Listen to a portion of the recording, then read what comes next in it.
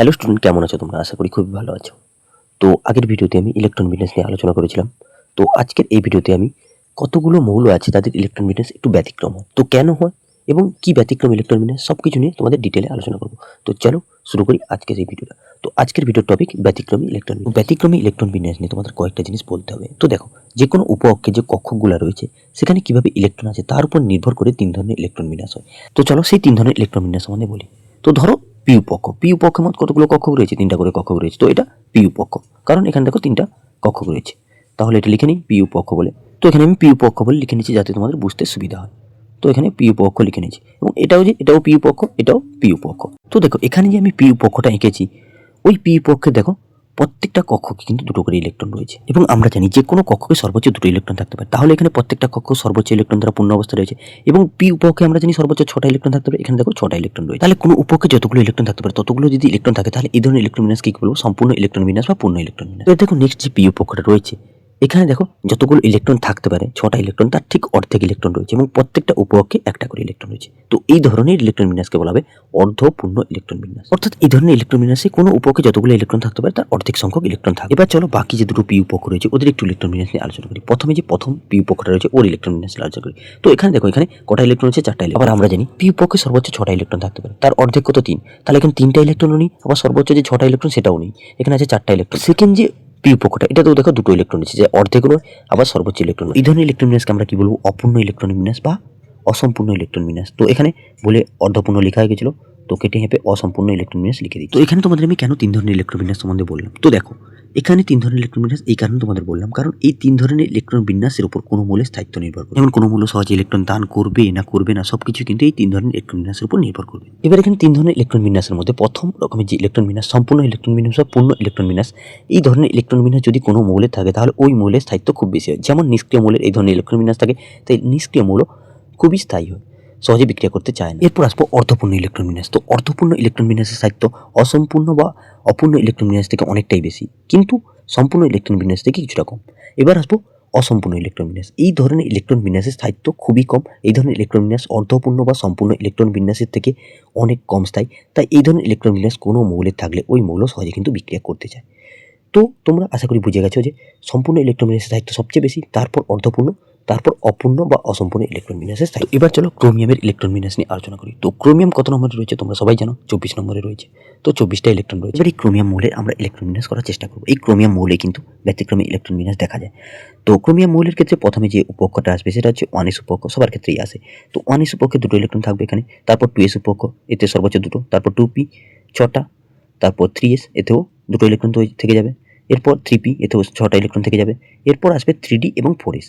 তো আমরা জানি 3dর আগে 4s ইলেকট্রন প্রবেশ করে। তো কেন প্রবেশ করে এটা যদি তোমরা জানতে চাও তাহলে আমি আলাদা একটা ভিডিও বানাবো। তো 4s এ দুটো ইলেকট্রন, তারপর 3dতে এখানে বাকি যে থাকলো 4টা ইলেকট্রন সেটা প্রবেশ করে যাবে। তো চলো এখানে লাস্টে যে দুটো উপকক্ষ রয়েছে 3d আর 4s, ওই দুটো উপকক্ষের ইলেকট্রন বিন্যাসটা এঁকে দেখাই। তো চলো প্রথমে 3dর ইলেকট্রন বিন্যাসটা এঁকে নিই। চলো 3d যে উপকক্ষটা তার ছবিটা এঁকে নিই। তো 3d উপকক্ষে 5টা ঘর রয়েছে, 5টা ঘর এঁকে নিয়েছি। এবার প্রত্যেকটা ঘরে একটা করে ইলেকট্রন দিয়ে দিয়ে যদি যাই আমরা দেখতে পাবো প্রথমে যে 4টা ঘর সেই 4টা ঘর একটা করে ইলেকট্রন পাবে, লাস্টের ঘরটা ইলেকট্রন পাবে না। এবং 4s এর ইলেকট্রন বিন্যাস তোমরা জানো, আমি আর দেখাচ্ছি না। আমি এই ইলেকট্রন বিন্যাসটাকে প্রথমে পুরোটা একই রকম রেখে লাস্টে যে দুটো উপকক্ষ রয়েছে সেই দুটো উপকক্ষের ইলেকট্রন বিন্যাসটা একটু চেঞ্জ করে দিই। 4s থেকে একটা ইলেকট্রন নিয়ে 3d দিয়ে দিই, তাহলে কি হবে? 3d5 4s1। এবার আমি ডি উপকক্ষের ইলেকট্রন বিন্যাসটা তোমাদের করে দেখাচ্ছি। তো এখানে ডিতে 5টা আছে, মানে প্রত্যেকটা করে একটা করে ইলেকট্রন হয়ে যাবে। এবার বাকি 4s এ একটা ইলেকট্রন থাকবে। এবার এখানে তোমরা যদি দেখো প্রথমের ক্ষেত্রে 3d উপকক্ষ কিন্তু স্থায়িত্ব পায়নি, কারণ অপূর্ণ অবস্থা রয়েছে। 4s উপকক্ষ স্থায়িত্ব পেয়ে গেছে। কিন্তু নিচের ইলেকট্রন বিন্যাস যদি তোমরা দেখো তাহলে 4s উপকক্ষেও দেখো অর্ধপূর্ণ এবং 3d উপকক্ষেও অর্ধপূর্ণ ইলেকট্রন বিন্যাস রয়েছে। আর আমরা জানি অর্ধপূর্ণ ইলেকট্রন বিন্যাসের স্থায়িত্ব অনেকটা বেশি হয়। তাহলে এখান থেকে আমরা একটা জিনিস বুঝতে পারছি, প্রথমে যে ইলেকট্রন বিন্যাস যেটা হওয়া উচিত ছিল সেই রকম যদি ইলেকট্রন বিন্যাস এই মৌলের হয়ে যেত তাহলে ও 4s উপকক্ষ স্থায়িত্ব তো পেয়ে যেত, কিন্তু 3d উপকক্ষ স্থায়িত্ব পেত না। কিন্তু একটু আলাদা রকমের ইলেকট্রন বিন্যাস হয়ে কি দেখা গেল? ওখানে 4s উপকক্ষ স্থায়িত্ব পেয়ে গেল এবং 3d উপকক্ষ স্থায়িত্ব পেয়ে গেল। তাহলে মৌলটি কি চাইবে? দুটি উপকক্ষকে একসঙ্গে স্থায়িত্ব করা না একটা উপকক্ষে স্থায়িত্ব করা? মৌলটি চাইবে অবশ্যই দুটো উপকক্ষ স্থায়িত্ব পেয়ে যাক। তাই ক্রোমিয়ামের যে ইলেকট্রন বিন্যাসটা প্রথমের রকমের না হয়ে একটু আলাদা রকমের দ্বিতীয় রকমের হয়। তাহলে বুঝতে পারলে কেন ব্যতিক্রম ইলেকট্রন বিন্যাসটা হয়। এবার চলো কপারের ইলেকট্রন বিন্যাস নিয়ে আলোচনা করি। তো কপারের ইলেকট্রন বিন্যাস আলোচনা করার আগে জানতে হবে কতগুলো ইলেকট্রন রয়েছে? 29টা ইলেকট্রন রয়েছে, কারণ 29 নম্বরে রয়েছে। কপারের যদি জেনারেল ইলেকট্রন বিন্যাস তোমরা করতে যাও তাহলে প্রথমে 1s এ দুটো থাকবে, তারপর 2s এ দুটো, তারপর 2p তে 6টা, তারপর 3s এ দুটো, তারপর 3p যে উপকক্ষ রয়েছে তাতে 6টা, তারপর 3D আর 4S আসবে। এখন দেখবো আমাদের হাতে আর কটা ইলেকট্রন পড়ে আছে, এখনও আমাদের হাতে আরও 11টা ইলেকট্রন পড়ে আছে, তাই আমরা 4S এ 2টো ইলেকট্রন দিয়ে দেবো, বাকি থাকবে 9টা ইলেকট্রন। তো 3Dতে আমরা 9টা ইলেকট্রন দিয়ে দেবো এবং এরও ইলেকট্রন বিন্যাসটা আমরা একটু আঁকার চেষ্টা করবো। তো চলো এখানে প্রথমে 3Dটা এঁকে নিই, তারপর 4Sটা এঁকে নিই। তো 3D উপকক্ষে 5টা কক্ষক রয়েছে, তো 5টা কক্ষক এঁকে নিয়েছি।